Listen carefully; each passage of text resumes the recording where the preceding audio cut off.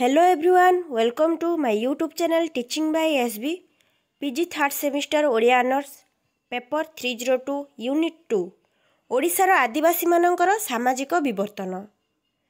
ओडिशार आदिवासी मानकर सामाजिक विवर्तनटी कौन रही आलोचना करवा। प्रथम उपक्रमटी देखिबा। आदिवासी माने साधारणतः शांत सरल और स्वभाव सुंदर। जेहेतु आदिवासी माने प्रथमे बण जंगल ही रोते बास कर प्रथम से खाइबा शिखिला। प्रथमे मांस को केमती सिझेकी खाइब किपर निआ लगेब सेगुड़ाक शिखिला। गछर बकला को बाहर करके पिंधिबारे लागिला। तापर मनुष्यटी समय अनुक्रमे जुग अनुक्रमे से परिवर्तन होई आसीछि। हेले आदिवासी माने जेहेतु से माने नीति नियम किछि भी जानि नथिले, से माने चलणी जानि नथिले, से माने सामाजिक रीति प्रथा जानि नथिले, से माने साधारणतः शांत एवं सरल स्वभाव सुंदर थिले। आधुनिकतार झलसरे सेमानंकर बहिरंग जेते बदली थिले भी अंतरंग रूप सेमानंक सांस्कृतिक क्रियाकलाप भितर झलसी उठिछि।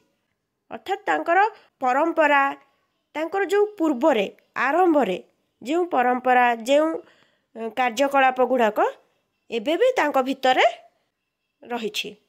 उक्त परंपरार एक विशेष प्रमाण पत्रिका हेउछि तांको साहित्य, कथा, गाथा, नाट्य, गीत, नृत्य, क्रीड़ा और चित्रकला। 90% लोकंक मध्यरे से धारा एबे भी बंची रहिछि। किंतु शिक्षा और नव्य सभ्यतार प्रचार प्रसार फल यह जे दिने अलभ्य होइजिब। तेणु से सांस्कृतिक परंपरा आगामी जुगर दायद मानक पई संरक्षण करिबा आज प्रयोजन होई पड़िछि। आदिवासीर संक्षिप्त परिचय। आदिवासी मानकर संक्षिप्त परिचय देखिबा। आदिवासी कहले साधारणतः आमे आदिम आदिवासी बा सर्वप्रथमे मानव संप्रदाय बोली बुझी थाउ। वास्तव रे सेमाने सर्वप्रथम आदिवासी नुहंती। सर्वप्रथम आदिवासी मानकर वंशधर अति प्राचीन जुगर एही आदिवासी माने भारतीय संस्कृति, सामाजिक स्थिति और भौगोलिक अवस्थिति संबंधित सूचना देइथांती। मात्र dictionary of anthropology by Wings बा नृतत्व विज्ञानर भाषाकोश अनुसार आदिवासी अर्थ है एकाधिक क्रम, एक भाषा, एक संस्कृति, एक सामाजिक जीवनर मूलदुआ उपरे प्रतिष्ठित एक सामाजिक गोष्ठी। आदिवासी संस्कृति। संस्कृति शब्द को एक व्यापक अर्थरे प्रयोग करा जाय थाए। संस्कृति शब्द को एक व्यापक अर्थरे प्रयोग करा जाय थाए। कहीं सभ्यता सिविलाइजेशन को संस्कृति बोली कहि थांती, तो कहीं इंग्राजी प्रतिशब्द कल्चर संगे समान करती। ज्ञान, विश्वास, कला, शिल्पनीति, आईन कानून, प्रथा अनुष्ठान, अभ्यास इत्यादि जाबतीय कार्य ही संस्कृतिर ज्ञापक बोली समाज विज्ञानी टोइलर कहती। एठे किए कौन संस्कृति को लेकिन मत देइछन्ति ताहा आलोचना करा जायछि। हटन साहेब को मतरे जहाँ किछि आमे समाजरू शिक्षा करू और आदान प्रदान करू से सकलर प्रकाश ही संस्कृति। से जहाँ हेउ संस्कृति शब्द को यथार्थ भाव में वर्णना करने दुरूह व्यापार। संस्कृति शब्द को वर्णना करने कष्टकर। मोटामोटी भावे गोटे श्रेणीर गोटे समाज रे एका अवस्था एकाठी रही जेते प्रकार अभिज्ञता हासिल करती तार समष्टि को ही संस्कृति कहुए। मोटामोटी भावे कहवाक गले गोटे श्रेणीर गोटे समाज रे एवं एका अवस्था एकाठी रही जेते प्रकार अभिज्ञता हासिल करती तार समष्टि को ही संस्कृति कहुए। तेणु संस्कृति कहले आमे तीनोटी विषय को बुझी थाउ। प्रथम, मनुष्य जेउठी थाउ बा काहेकि सेठी तार जीवन संग्रामर चित्र प्रदर्शित। द्वितीय, तार सामाजिक विधि व्यवस्था। तृतीय, सौंदर्यबोध प्रकटित। ए सबु को सूक्ष्माति सूक्ष्म विचार कले आदिवासी संस्कृतिर स्वातंत्र्य सहजरे बारी होई पड़े। सेमानंक संस्कृति प्राक ऐतिहासिक जुगर ऋग्वेद ठारू अति प्राचीन। आदिवासी मानंक सांस्कृतिक वैशिष्ट्य और सभ्य जातिज्ञ प्रति रहिथिबा दृष्टिकोणर गभीर अनुध्यान करी आंद्रे बेतेल कहती एमानंकु आदिम कही तांको सांस्कृतिक वैशिष्ट्य को आधुनिकरण करिवार कौनसी आवश्यकता नहीं। सेमाने स्वयं संपूर्ण जनजाति जहाँ बहु विवर्तनर परिप्रकाश। केवल सेमाने सभ्य समाज ठारू विच्छिन्न रही बण जंगल बास करती। तेणु तांको सांस्कृतिक वैशिष्ट्य अक्षुण्ण रही आसीछि। आदिवासी मानकर सामाजिक विवर्तन बहुत गुड़ाए अच्छी परिवर्तन कौन कौन ना वेशभूषा खाद्यपेय बासगृह एगुड़ाक से प्रथमे किपरि रहुथिले वर्तमान एबे कौन सब परिवर्तन होइछि। प्रथम होउछि जगतीकरण। संप्रति जगतीकरण एक प्रकार विश्वव्यापी विप्लव रूपे देखा जाइछि। एही विप्लव प्रचलित प्रथा रीति लोकंग परिचय चिंताधारा और जनसमाजर निरापत्ता को विपन्न करि देउछि। ओडिशा रे प्रचुर परिमाण रे गच्छित थिबा लुहापथर क्रोमाइट निकेल भली प्राकृतिक और खनिज संपद घरोई और विदेशी पुंजीपति मानक आकृष्ट करने हेतु राज्य रे द्रुत शिल्पायन प्रक्रिया आगे चली। गोटे अंचल अन्य अंचल को जनसाधारण स्थानांतर बढ़ुची। जेहेतु गोटे मनीष प्रथम बंचा कले से खाइबा रहिबा एवं पिंधिबा यही तीनोटी बहुत आवश्यक। किंतु मनीषटी जदि एबे तो आधुनिक जुगरे बहुत गुड़ाए चाकरी बाहर बहुत गुड़ाए कार्य बाहर तो मनीष गोटे स्थान में रही पारे नहीं। गोटे अंचल अन्य अंचल को जनसाधारण स्थानांतर बढ़ुची। विज्ञान और अर्थनैतिक प्रगति उपरे गुरुत्व दिया जाउछि। जगतीकरण साम्राज्यवादी राजनैतिक प्रकल्प होइथिबारु एहार कौनसी निर्दिष्ट धर्म दर्शन नहीं। मात्र यह धर्म विज्ञान को आवश्यकता अनुसार व्यवहार करुछि। जेउठी एहार उपरे आक्रमण हेउछि ताकु धर्मीय उग्रवाद बा मौलिकवादर आख्या दिया जाउछि। साम्राज्यवादर स्वार्थ पाई गणतंत्र को विपन्न कर दिया जाइछि। दुर्बल और निरापत्ताहीन लोकंकु बजार शक्तिर शिकार करा जाउछि। एसबुथिरु आदिवासी माने बाद जीवे किपरि। विपर्यय भूमि रे द्रुत क्षय नूतन शिल्पांचल आविष्कार आदि हेतु आदिवासी मानकर गतानुगतिक जीवनधारा रे व्यतिक्रम घटुछि। फलष्टमूल खाद्य शस्य शिकार एपरिकी जाळेणी काठ विहुल अभाव हेतु जीवन घोर संकटमय होई पड़ुछि। जेहेतु प्रकृतिर विपर्यय जेतेबेले आसे जेतेबेले बात्या बन्या हुए सेतेबेले बहु प्रकार क्षयक्षति हुए।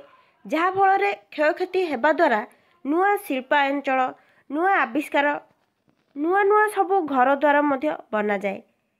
एहिठारे जहा फल आदिवासी मानकर खाद्य शस्य शिकार जाळेणी काठर बहुत भाव अभाव देखा जाए। तांकर जीवन घोर संकटमय होई पड़े।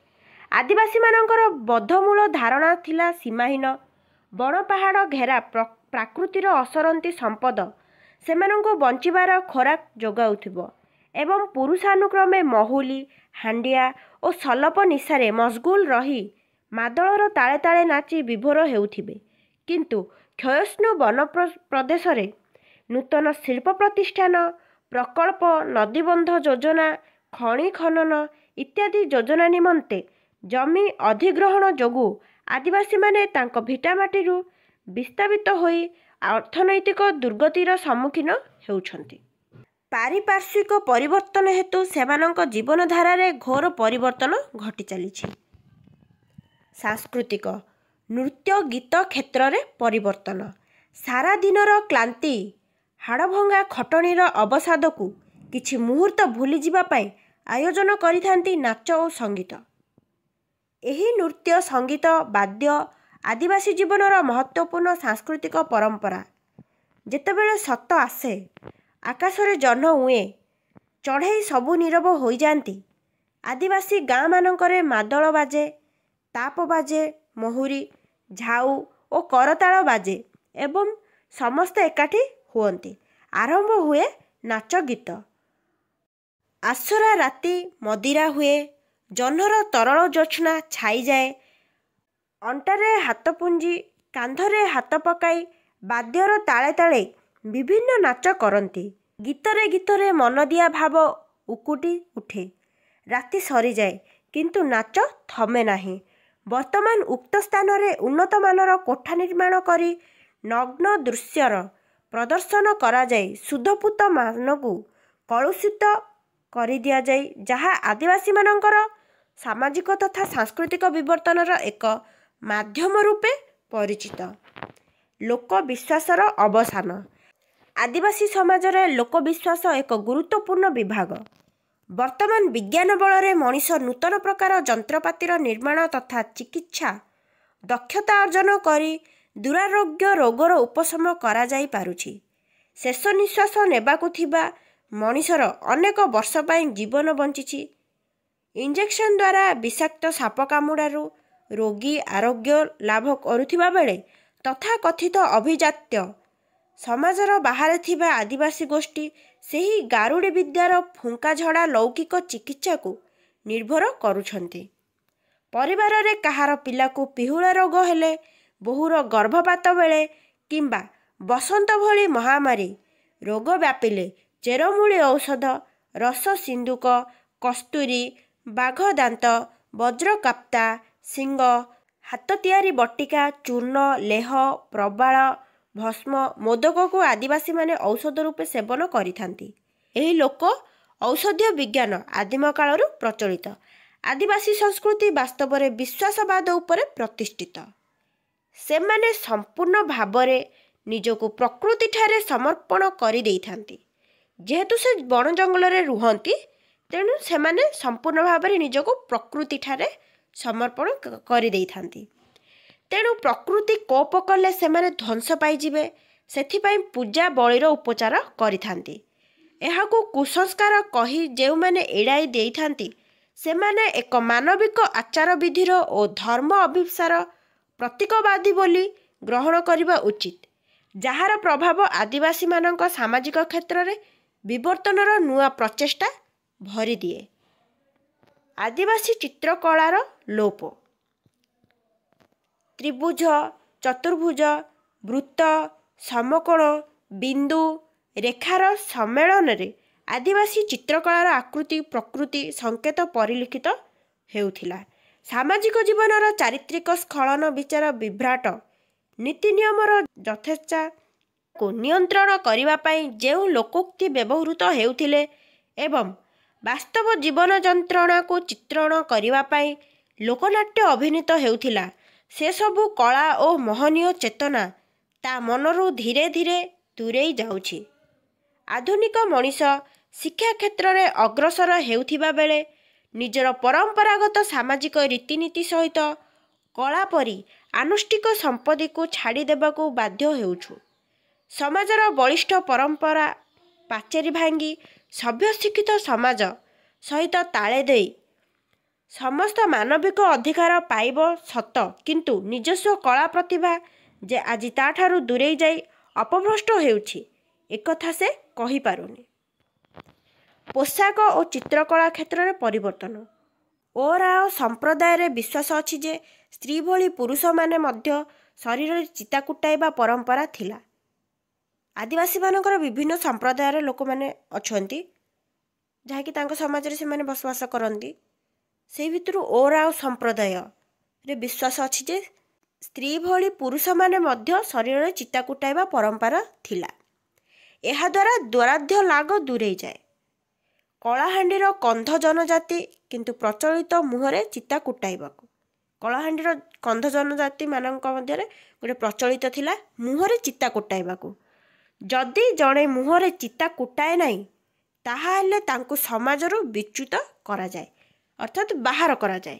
ଯଦି ଜଣେ ମୁହଁରେ ଚିତା କୁଟାଏ ନାହିଁ, ତାହେଲେ ସେହି ଲୋକକୁ ସମାଜରୁ ବିତାଡ଼ିତ କରିଦିଅନ୍ତି।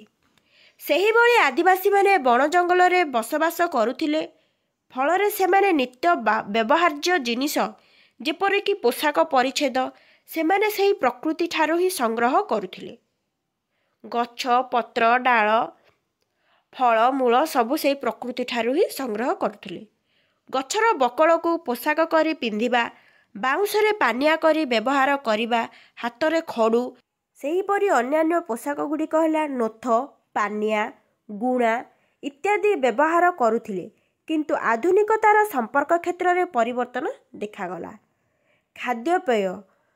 ଆଦିବାସୀମାନେ ପ୍ରଥମେ ବଣ ଜଙ୍ଗଲରେ ବସବାସ କରିବା ଫଳରେ ସେମାନେ ନିଜର ଖାଦ୍ୟପେୟରେ ମଧ୍ୟ ଜଙ୍ଗଲ ଉପରେ ନିର୍ଭର କରୁଥିଲେ, ଯେପରିକି କରଡ଼, ହାଣ୍ଡିଆ, ସଲପ, ଖଜୁରୀ, ରସ, ଚେରଙ୍ଗା, ପିଠକ ଇତ୍ୟାଦି। କିନ୍ତୁ ବର୍ତ୍ତମାନ ଆଧୁନିକତା ସ୍ପର୍ଶରେ ସେମାନଙ୍କର ଖାଦ୍ୟପେୟରେ ମଧ୍ୟ ପରିବର୍ତ୍ତନ ଦେଖାଦେଇଥିଲା। ପ୍ରଥମେ ଆଦିବାସୀମାନେ ଜଙ୍ଗଲ ଉପରେ ନିର୍ଭର କରୁଥିଲେ, କାହିଁକିନା ସେ ଜଙ୍ଗଲରେ ବସବାସ କରୁଥିଲେ। ହାଣ୍ଡିଆ, ସଲପ, ଖଜୁରୀ, ରସ, ଚେରଙ୍ଗା, ପିଠକ ଏଗୁଡ଼ାକ ପ୍ରଥମେ ସେମାନେ ଖାଉଥିଲେ। ବର୍ତ୍ତମାନ ଆଧୁନିକତାର ସ୍ପର୍ଶରେ ଯାହାକି ସେମାନଙ୍କର ମଧ୍ୟ ଖାଦ୍ୟପେୟରେ ପରିବର୍ତ୍ତନ ଦେଖାଯାଇଛି। ସେମାନେ ମଧ୍ୟ ଆଧୁନିକ ତାଳେ ତାଳେ ଚାଲିଛନ୍ତି। କିନ୍ତୁ ତା ସତ୍ତ୍ୱେ ମଧ୍ୟ ଏବେ ବି ହାଣ୍ଡିଆ, ସଲପ, ଖଜୁରୀ କିଛି ମାତ୍ରାରେ ବଞ୍ଚି ରହିଛି। ଭାଷା ବ୍ୟବହାର। ଆଦିବାସୀମାନେ ସେମାନଙ୍କର ସମାଜରେ ନିଜର ଭାବକୁ ପ୍ରକାଶ କରିବା ପାଇଁ ଏକ ସ୍ୱତନ୍ତ୍ର ଭାଷା ବ୍ୟବହାର କରୁଥିବାର ଜଣାଯାଏ। ଶବର, ଗଣ୍ଡା, ସାନ୍ତାଳ, କୁଇ, ହୋ ଇତ୍ୟାଦି ଆଦିବାସୀମାନେ ସ୍ୱତନ୍ତ୍ର ଭାଷା ବ୍ୟବହାର କରୁଥିଲେ। କିନ୍ତୁ ଆଦିବାସୀମାନଙ୍କ ପରବର୍ତ୍ତୀ ବଂଶଧରମାନେ ନିଜକୁ ଅନ୍ୟମାନଙ୍କ ସହିତ ପରିଚିତ କରିବାର ଅଭିଳାଷ ନେଇ ତେଣୁ ସେମାନେ ନିଜର ଭାଷା ବ୍ୟବହାର କରିବା ଅପେକ୍ଷା ବର୍ତ୍ତମାନ ସମାଜରେ ପ୍ରଚଳିତ ଭାଷାକୁ ବ୍ୟବହାର କରୁଥିବାରୁ ସେମାନଙ୍କର ଭାଷା କ୍ଷେତ୍ରରେ ପରିବର୍ତ୍ତନ ଘଟେ। ବାସଗୃହ। ପ୍ରଥମ ଅବସ୍ଥାରେ ଏମାନଙ୍କର ବାସଗୃହ ଗୁଡ଼ିକ ଝାଟି ମାଟିରେ ଏକ ତାଳ ନଡ଼ା ଦ୍ୱାରା ଆଚ୍ଛାଦିତ ହୋଇ ବାସଗୃହ ଗୁଡ଼ିକ ନିର୍ମାଣ ହେଉଥିଲା। ଚକଟିଥା ଓ ଭଞ୍ଜିଥା ଜାତିରେ ପ୍ରଚଳିତ ଥିଲା। ଏମାନଙ୍କର ରୋଷେଇ ଗୃହ ମୁଖ୍ୟ ଗୃହଠାରୁ 10 ବା 15 ହାତ ଦୂରରେ ଅବସ୍ଥିତ। ଏଠି 10 ବା 15 ହାତ ଦୂରରେ ଅବସ୍ଥିତ। କେହି ଜଣେ ବ୍ୟକ୍ତି ଯଦି ସେ ଘରକୁ ସ୍ପର୍ଶ କରୁଥିଲା, ତାହାହେଲେ ସେମାନେ ତାହାକୁ ନଷ୍ଟ କରିଦେଉଥିଲେ। ସେହି ତିଡ଼ାଇମାନେ ଗୃହ ନିର୍ମାଣ କରିବା ପୂର୍ବରୁ 7 ଯୋଡ଼ ଚାଉଳକୁ ସେଠାରେ ଗୋଟାଏ ଟୋକେଇ ସାହାଯ୍ୟରେ ଘୋଡ଼ାଇ ରଖୁଥିଲେ। ପରଦିନ ଚାଉଳଗୁଡ଼ିକ ସେହିଭଳି ଅବସ୍ଥାରେ ଥାଏ, ତାହା ନେଇ ସେମାନେ ସେଠାରେ ଗୃହ ନିର୍ମାଣ କରୁଥିଲେ। ସରକାରଙ୍କ ଜନମଙ୍ଗଳ କାର୍ଯ୍ୟକ୍ରମ। ଦେଶସାରା ଆଜି ଆଦିବାସୀମାନଙ୍କର କିପରି ସର୍ବାଙ୍ଗୀନ ଉନ୍ନତି ହେବ ସେ ବିଷୟରେ ଦୁଆ ଉଠୁଛି। ଆଦିବାସୀ ସମାଜ ଓ ସଂସ୍କୃତି କଥା କହିଲା ବେଳେ ସାଧାରଣତଃ ଧରି ନିଆଯାଏ ସେମାନଙ୍କ ସାମାଜିକ ଜୀବନ ବଡ଼ ଦୁର୍ଦ୍ଦଶାଗ୍ରସ୍ତ ଓ ସଂସ୍କୃତି ଉଚ୍ଚ ଧରଣର ନୁହେଁ। ସେମାନଙ୍କୁ ତଳୁ ଉଠାଇ ନେଇ ଆଧୁନିକ ସମାଜରେ ସମକକ୍ଷ କରିବାକୁ ହେବ। ଅବହେଳିତ ଆଦିବାସୀ ସବର୍ଣ୍ଣମାନଙ୍କ ସମଭାବରେ ପାଦ ମିଳାଇ ସମାଜରେ ଅଗ୍ରସର ହେବା ପାଇଁ ସରକାରୀ ସ୍ତରରେ ଏକ ଆଦିବାସୀ ଜନମଙ୍ଗଳ ବିଭାଗ ଗଠିତ ହେଲା। ଆଦିବାସୀ ଛାତ୍ରଛାତ୍ରୀମାନଙ୍କ ସକାଶେ ବିଭିନ୍ନ ବିଦ୍ୟାଳୟ, କନ୍ୟା ଆଶ୍ରମ ଖୋଲାଯାଇ ପାଠ୍ୟକରଣ ଓ ଛାତ୍ରବୃତ୍ତି ପ୍ରଦାନ କରାଯାଉଥିଲେ ହେଁ ଶିକ୍ଷା କ୍ଷେତ୍ରରେ ସେତେଟା ଉନ୍ନତି ହୋଇପାରି ନାହିଁ। କାରଣ ଆଦିବାସୀ ପିତାମାତା ତଥା ଅଭିଭାବକମାନଙ୍କ ମଧ୍ୟ ସଚେତନତାର ଅଭାବ ଏବଂ ଉତ୍କଟ ଦାରିଦ୍ର୍ୟର ତାଡ଼ନାରେ ଶତାବ୍ଦୀ ଧରି ଆଧୁନିକ ସଭ୍ୟତାର ଆଲୋକର ବହୁ ଦୂରରେ ରହି ଆସୁଥିବାରୁ ସେ ନିଜ ସମାଜର ସଂକୀର୍ଣ୍ଣ ରକ୍ଷଣଶୀଳତା ଓ ଅନ୍ଧବିଶ୍ୱାସ ଘେର ଭିତରେ ଏବେ ବି ଆବଦ୍ଧ। ତେଣୁ ଦେଶର ପ୍ରଗତି ଜନସାଧାରଣଙ୍କ ପ୍ରଗତି ଉପରେ ନିର୍ଭରଯୋଗ୍ୟ। ଶିଳ୍ପ ସଭ୍ୟତା ପ୍ରତିଷ୍ଠା ହୋଇ ତାର ବିକାଶ ହେଉ, ମାତ୍ର ଆଦିବାସୀମାନଙ୍କୁ ତାଙ୍କ ଭିଟାମାଟିରୁ ତଡ଼ି ଦିଆ ନ ଯାଉ। ସେମାନଙ୍କ ଦୈନନ୍ଦିନ ଜୀବନରେ ଆବଶ୍ୟକ ହେଉଥିବା ଶିକ୍ଷା, ସ୍ୱାସ୍ଥ୍ୟ, ପାନୀୟ ଜଳ, ବିଜୁଳି ଓ ପରିବେଶର ବିକାଶକୁ ଅଗ୍ରାଧିକାର ଦେଇ ଧାର୍ମିକ ଭାବନା ଓ ଆର୍ଥିକ ସ୍ଥିତିକୁ ମଜବୁତ କଲେ ସାମ୍ପ୍ରତିକ ସମାଜରେ ଆଦିବାସୀ ସଂସ୍କୃତି ଆହୁରି ଦୃଢ଼ତର ହୋଇପାରିବ। ନେକ୍ସଟ କ୍ଲାସରେ ଦେଖିବା ଆଦିବାସୀମାନଙ୍କର ବୈଚିତ୍ର୍ୟ।